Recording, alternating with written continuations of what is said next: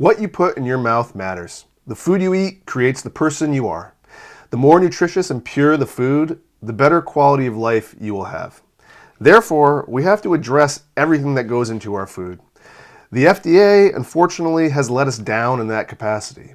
However, a recent bill passed in California has set a new precedent and is the stepping stone to removing all unnecessary and harmful additives from the foods we eat. Specifically, the bill addresses the removal of red dye number 3, potassium bromate, brominated vegetable oil, and propylparaben. After 2027, any companies still utilizing these additives in California will be fined. And we really believe that everyone has the right to eat food free of harmful synthetic dyes and chemicals. But currently there is a lack of education and knowledge concerning chemicals in food products and their harmful effects on the body. The two biggest reasons additives are used in food are to, 1, increase their shelf life, and 2, modify sensory properties of the food itself. In theory, this sounds like a benefit. However, the variables of chemicals utilized to increase shelf life has proven detrimental to overall health.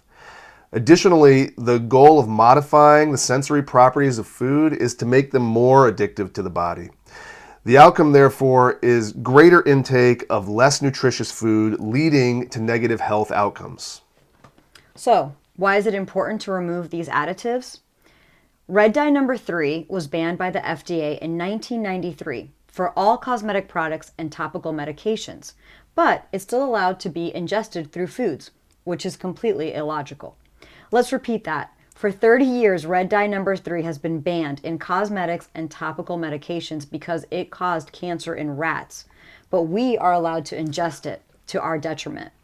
The list of countries who have banned red dye number 3 is long. The EU took immediate action to protect its population and banned the dye in 1994, 1 year after that study, followed by Canada, New Zealand, Australia, China, and Japan. So do these countries care more about their children than we do?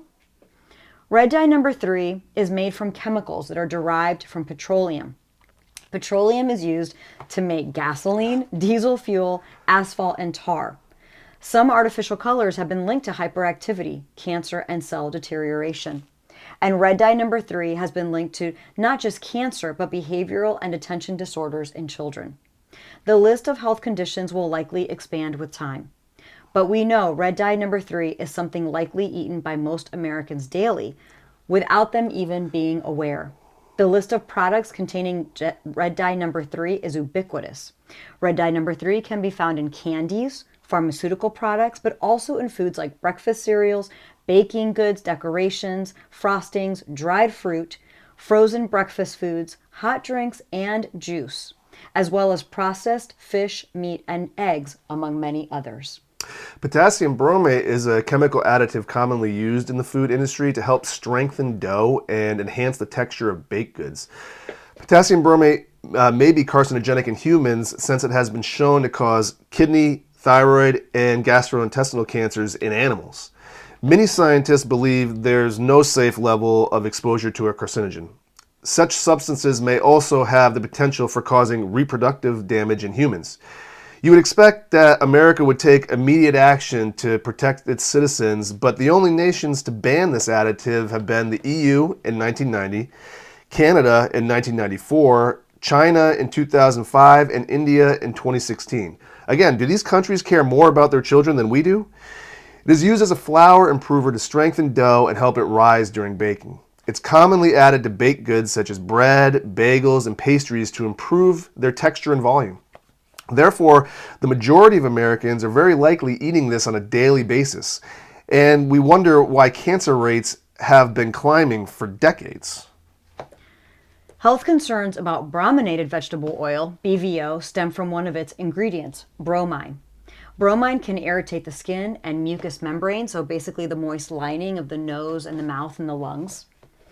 Long-term exposure can cause neurological symptoms, such as headaches, memory loss, and impaired balance or coordination, as well as organ damage, heart disease, and reproductive issues, and behavioral problems. It is also a halogen that displaces iodine in the body, leading to issues with cancers and health problems involving thyroid, breasts, ovaries, and testes. These problems can also lead to reproductive issues, among many others. Once again, the EU is way ahead of the curve, banning BVO from use in products since the 1970s. And it's banned in over 100 other countries in total, but not the US. To give some context, bromine by itself is utilized in furniture, think couches and carpets, to keep them from lighting on fire. That's what you're ingesting. Brominated vegetable oil is used to make food dyes stick to liquid. It is found in several sports drinks and some sodas, including citrus sodas, to protect flavor.